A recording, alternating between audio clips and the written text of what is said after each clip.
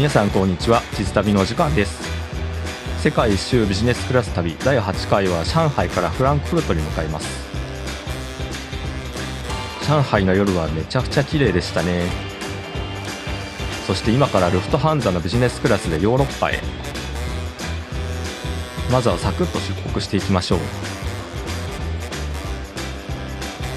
ここから出発ですね。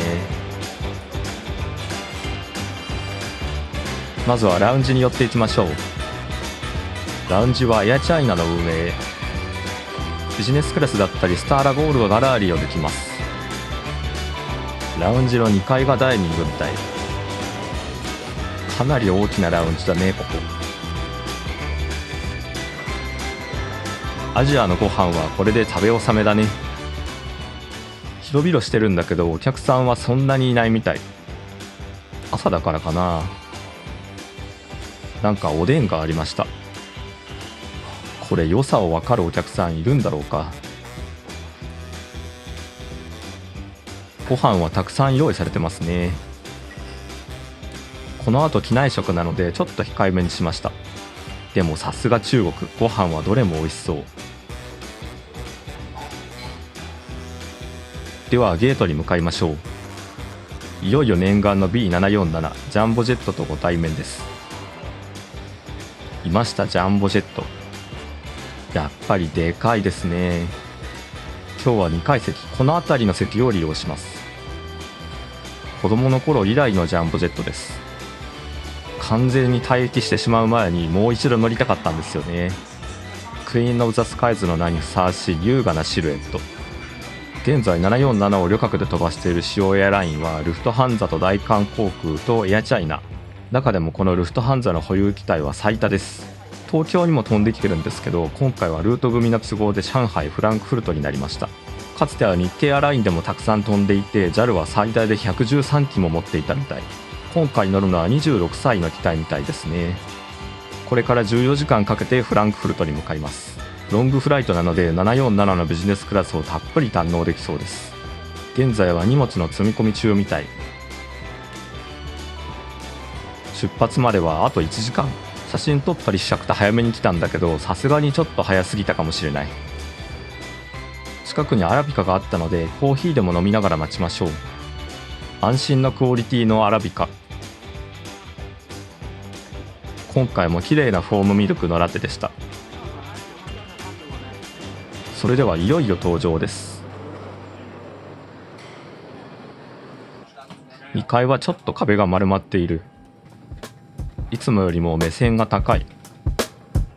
まずはウェルカムドリンクとナッツをいただきました。このドリンクが上品な甘さでめっちゃ美味しい。寝るとき用のマットレスと毛布が置いてありました。アメニティはロゴ入りのポーチに入っています。後で中も見てみましょう。機内食はかなりしっかり食事って感じ。楽しみですね。到着前と合わせて2回提供されます。機内 Wi-Fi もあるので現代人も安心。ポータルサイトにつないでプランを購入すると接続できます。フルフライトで4000円くらい。 Apple Pay でも支払い可能。さて飛行機は動き出しました。離陸していきます。上海はきっとまた来ることになりそうだね。いい街だった。昨日の夜に散歩してたバンドのエリアですね。綺麗だったな。雲の上まで上がってきました。この後はモンゴル上空を西に向かうんでしょうね。ロシアの上は飛べないからアゼルバイジャンとかトルコの方を抜けていくのかな。さてご飯の時間です。まずはちょっとつまみつつ、まずは前菜から。チキンとアボカドをローストされた野菜、サラダとパン。それじゃあいただきましょう。これ美味しいですね。割とパサッと見えるチキンなんだけど実はしっとりしててローストされた野菜とバランスがいい。パンも麦の甘みがいい感じ。美味しかったです。メインは魚。クリームソースとの相性も良くてこちらも美味しい。最後はデザート。ルフトハンザのビジネスクラスは初めてですが堂々たるご飯でしたね。塩コショウが可愛かった。お菓子ももらいました。チョコだね。じゃあマットレスの準備をしましょう。とりあえずシートをフラットにしてこいつを敷いていきます。机もしっかりしたものが置いてあります。包み込まれるようなシート。機内の照明も暗くなったのでお休みタイム。到着までは約9時間。それではおやすみなさい。4時間くらいして寝て起きたらコーヒーとデザートをもらいました。 C さんがコーヒーいるかいって、これをお供に映画を見ています。この飛行機はフランクフルトに向かっていますが、今日はこのままイタリアまで向かいます。フランクフルトで90分くらいのトランジットです。最終的に23時くらいにローマに着くので、今寝すぎると後で困りそう。そんなこともあり、いつもよりは機内で起きている時間が長いです。だんだん高度が下がってきました。ドイツって初めてなんですけど、今回はトランジットなんで観光はまた次回ですね。今回はイタリアに1週間くらい滞在する予定です。無事にフランクフルトに着陸しました。40分くらい遅延したので急いでトランジットしないと。それでは飛行機を降ります。初めての空港だからサイズ感が分かんないけど、フランクフルトってきっとでかいよね。できればちょっとラウンジも覗いてみたいんだけどな。とりあえずトランジットに向けて再度手荷物検査を受けます。免税店エリアを抜けて、ラウンジは右かな。今回はセネターラウンジを使います。スターラゴールドかファーストクラスが使えるラウンジみたい。セネターラウンジはかなり落ち着いた雰囲気。ビジネス客っぽい人が多いかもしれませんね。なんかドイツっぽいものということでソーセージとポテトになりました。この後またすぐに機内食なので控えめに。さて急ぎ足でゲートに向かいましょう。ゲートはだいぶ奥みたいです。ようやく着いた。ローマフィューミチーノ行き。お披露目でバス移動みたいです。あの左側にいる B747 ってさっき乗ってきたやつかな。これから乗るのはこちら A321 ネオです。それじゃあ登場。ローマまでは1時間半くらい。このフライトもビジネスクラスなんだけどシートは普通。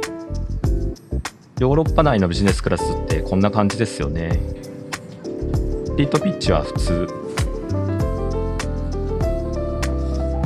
こんな感じ。フランクフルトを離陸していきました。ビジネスクラスは多分全部で30席弱あって半分くらい埋まってる感じ。客層がとてもお上品で本物のビジネスクラス感があります。こちらは機内冊子。エコノミーは機内食が有料で希望者のみみたい。まあすぐ着いちゃうしね。スナックとお酒のセットもある。ビジネスクラスは機内食あり。メインはサーモンでした。メニューはこんな感じでドリンクの種類も豊富。1時間半でこれは十分すぎるね。サーモンは肉厚で脂も乗ったしっとり食感。ライムクリームがいいアクセントになります。あとはパンとかバニラタルト。美味しいです。どれもシンプルなものなんだけど奇をてらわず美味しい。飛行機はアルプスを越えて北イタリアの辺りを飛んでいきます。機内 Wi-Fi がないからよくわかんないけど多分パドヴァとかの辺りかな。と街を眺めてたら CA さんがイタリアが好きなの？じゃあチョコあげるわってくれました。フェンティのチョコですね。また大きめの街の上を通りました。いつかイタリアをゆっくり巡りながらいろんな街を旅したいですね。今回は約1週間でローマとミラノに滞在します。窓の外を眺めてたらあっという間にローマフィューミチーノ空港に到着。朝から丸1日の大移動もひとまずここまでです。ルフトハンザはやっぱり安心感のあるフライトでしたね。それでは入国しましょう。このフィューミチーノの雰囲気も3年ぶりくらいだな。懐かしい。時間も遅いので今日はこのまま Uber で宿に向かいます。というわけで今回の動画はここまで。次回は飛行機は少しお休みしてローマ滞在編。それではまた次の旅でお会いしましょう。さようなら。